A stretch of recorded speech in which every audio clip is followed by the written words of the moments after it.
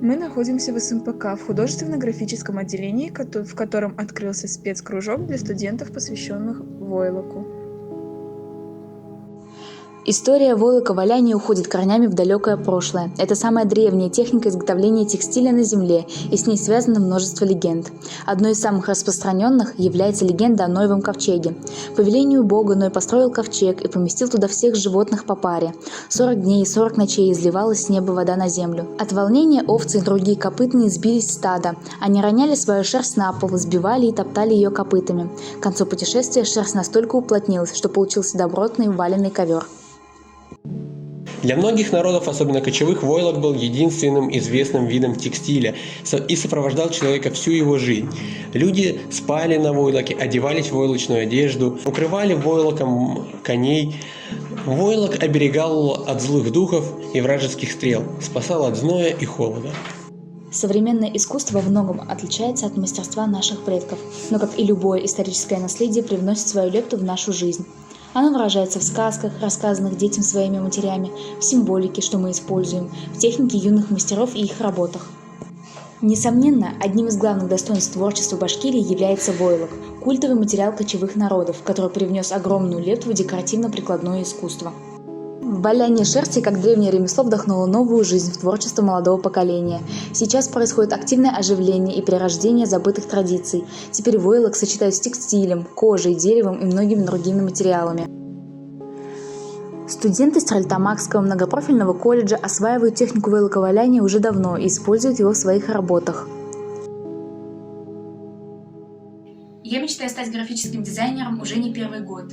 Первое, на что я обратила внимание, когда пришла учиться в Стерлитамакский многопрофильный колледж, это большое количество войлочных панно, украшающих залы и коридоры.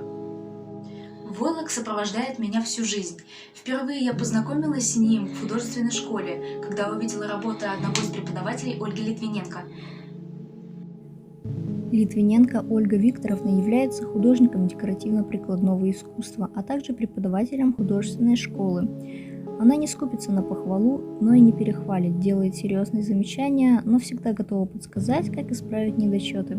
Строго придерживается учебного плана, но абсолютно открыта к разного рода экспериментам. Наверное, все эти качества и позволили Ольге Викторовне Литвиненко в этом году войти в число 50 лучших преподавателей школы искусств России и стать победителем общероссийского конкурса «Лучший преподаватель детской школы искусств», проводимого в рамках проекта «Одаренные дети и молодежь» 2015 года. Местонахождение ее произведений ограничивается не только Республикой Башкортостан, их можно встретить также по всей России и даже за рубежом Великобритании, Испании и Франции. Ее творчество вдохновило меня на изучение и создание работ в этой технике. Благодаря войлоку я смогла развить такие качества, как внимание к деталям, аккуратность, раздвинуть границы своего мышления. А это очень немаловажные детали, которые помогают мне достичь своей мечты.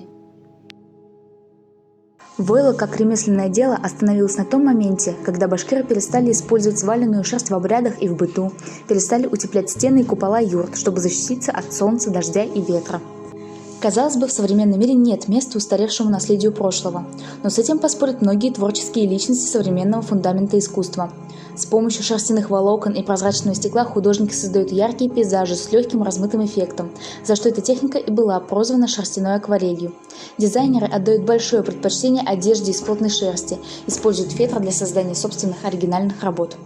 Если валянием небольших изделий обычно занимались женщины, то с валянием серьезных вещей справлялись только мужчины. Готовое валяние, например, полотнище для юрты, навязывается на палку, зашивается в кожу, и палка привязывается к стремительно оседланному коню. Конь таскает эту палку по полю до тех пор, пока войлок не сваляется. Считается, что для такого достаточно прошагать на 15 полетов стрелы, примерно 2 километра. Современное искусство во многом отличается от мастерства наших предков, но, как и любое историческое наследие, привносит свою лепту в нашу жизнь. Оно выражается в сказках, рассказанных детям своими матерями, в символике, что мы используем, в технике юных мастеров и их работах. Несомненно, одним из главных достоинств творчества Башкирии является войлок – культовый материал кочевых народов, который привнес огромную лепту в декоративно-прикладное искусство.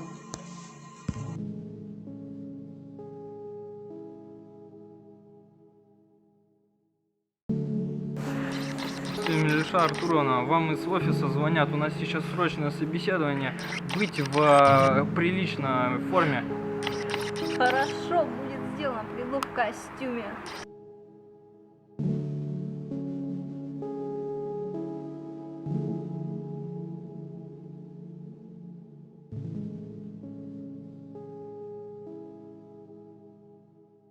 Magic.